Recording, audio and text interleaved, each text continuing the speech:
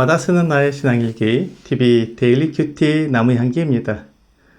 오늘은 히브리서 11장 11절부터 12절을 묵상하겠습니다. 믿음으로 사라 자신도 나이가 많아 단산하였으나 잉태할 수 있는 힘을 얻었으니 이는 약속하신 이를 미쁘신 줄 알았음이라.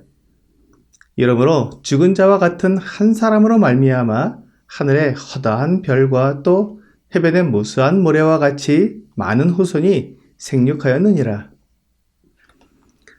아브라함의 믿음에 대해 살펴본 후에 이어서 아브라함의 아내 사라의 믿음에 대해 살펴보게 됩니다.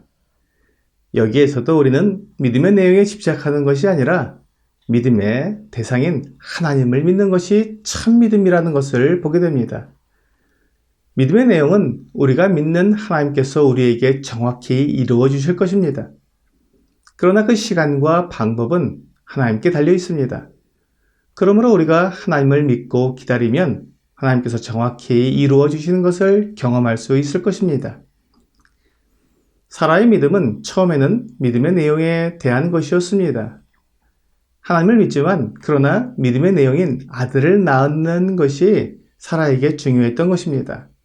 그래서 사라는 하나님께서 약속하신 내용을 자신의 힘으로 이루어 보려고 했습니다. 창세기 16장 2절은 사라가 아브라함에게 이르되 여호와께서 내 출산을 허락하지 아니하셨으니 원하건대 내 종에게 들어가라. 내가 혹 그로 말미암아 자녀를 얻을까 하노라 하며 아브라함이 사라의 말을 들으니라 라고 말씀하고 있습니다. 이로 보아 아브라함의 아내 사라는 아들을 낳는 것에 관심이 있었지 하나님이 어떤 분인지 하나님이 어떤 능력을 가지신 분인지에 대해 잘 알지 못했던 것 같습니다. 그래서 하나님께서 분명히 그들에게 아들을 주시겠다고 약속한 것을 알면서도 여호와께서 내 출산을 허락하지 아니하셨으니 라고 말했던 것입니다. 사라는 마치 사람처럼 하나님께서도 약속하신 것을 이루지 못하는 분으로 여긴 것입니다. 왜냐하면 사라는 자기가 생각한 때, 자기가 생각한 방법으로 하나님께서 아들을 주실 것이라고 생각했기 때문입니다. 그것은 하나님을 믿는 것이 아닙니다. 하나님을 믿는 사람은 하나님께서 약속하신 것을 반드시 이룰 것이라고 믿지만 그 때와 방법은 오직 하나님께 있다고 믿는 사람입니다. 그러므로 온전한 믿음은 그 믿음의 내용이 이루어질 때까지 믿고 기다릴 수 있는 믿음입니다. 사라가 하나님을 믿기보다는 하나님께서 약속하신 믿음의 내용에 집착했기 때문에 하나님의 방법이 아닌 자신의 방법으로 아들을 얻으려고 시도하게 되었습니다. 그래서 그의 여종이었던 애굽 사람 하갈을 아브라함에게 첩으로 주었습니다.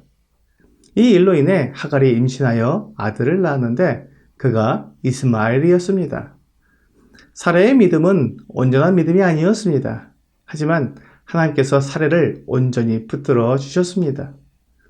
하나님께서 아브라함과 그의 아내 사라를 통해 믿음의 아들 이삭을 낳고 이삭을 통해 야곱과 그의 12아들을 낳아서 이스라엘 나라를 이루실 계획을 가지고 계셨기 때문에 사라에게 하나님이 어떤 분이신지를 나타내 주셔야 했습니다. 창세기 18장은 아브라함이 99세가 되었을 때였습니다.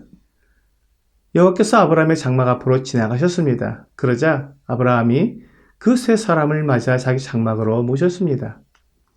그리고는 음식을 준비하고 마실 것을 준비해서 그들을 대접했습니다.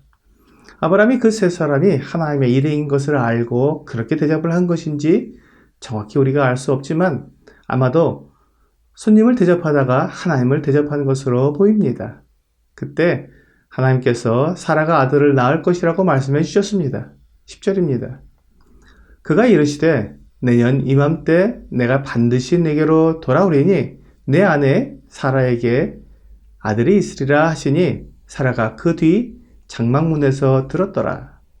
사라가 들었을 때 말도 되지 않는 것이었습니다. 지금 그의 나이가 89세이고 또한 생리도 끊어졌는데 어떻게 아들을 낳을 수 있을까 하는 생각이 든 것입니다. 그래서 웃었습니다. 그런데 그것을 하나님께서 다 아셨습니다.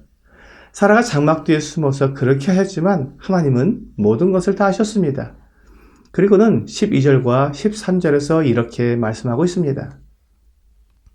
여호와께서 아브라함에게 이르시되 사라가 왜 웃으며 이르기를 내가 늙었거늘 어떻게 아들을 낳으리요 하느냐 여호와께 능하지 못한 일이 있겠느냐 기한이 이를 때에 내가 내게로 돌아오리니 사라에게 아들이 있으리라. 그렇습니다. 우리의 믿음의 대상은 하나님입니다. 그러므로 하나님이 어떤 분인지 잘 알아야 온전한 믿음을 가질 수 있습니다. 여호와께 능하지 못한 일이 있겠느냐? 하나님께는 이루지 못할 일이 없습니다. 그러므로 하나님께서 약속하신 모든 것을 정확히 이루십니다. 하지만 그 때와 그 방법은 우리의 생각과 다릅니다. 하나님을 온전히 믿는 사람은 이 때와 방법을 인내로써 기다리는 것입니다. 하나님께서 이루지 못할 일이 없으며 또한 말씀하신 것을 번복하지 않으시는 분이라는 것을 믿으면 내가 생각하는 때와 내가 생각하는 방법으로 되지 않는다면 그것은 내 생각과 내 방법이 잘못된 것임을 알 수 있는 것입니다. 그러므로 내 생각과 내 방법을 버리고 하나님의 뜻과 방법을 기다리게 됩니다. 하나님의 이러한 성품과 능력을 믿고 하나님께서 약속하신 모든 것이 이루어질 것을 기다릴 때 하나님은 정확한 때, 정확한 방법으로 약속하신 것을 이루어 주십니다. 이러므로 죽은 자와 같은 한 사람으로 말미암아 하늘의 허다한 별과 또 해변의 무수한 모래와 같이 많은 후손이 생육하였느니라 라고 본문 12절에서 말씀하고 있는 것입니다.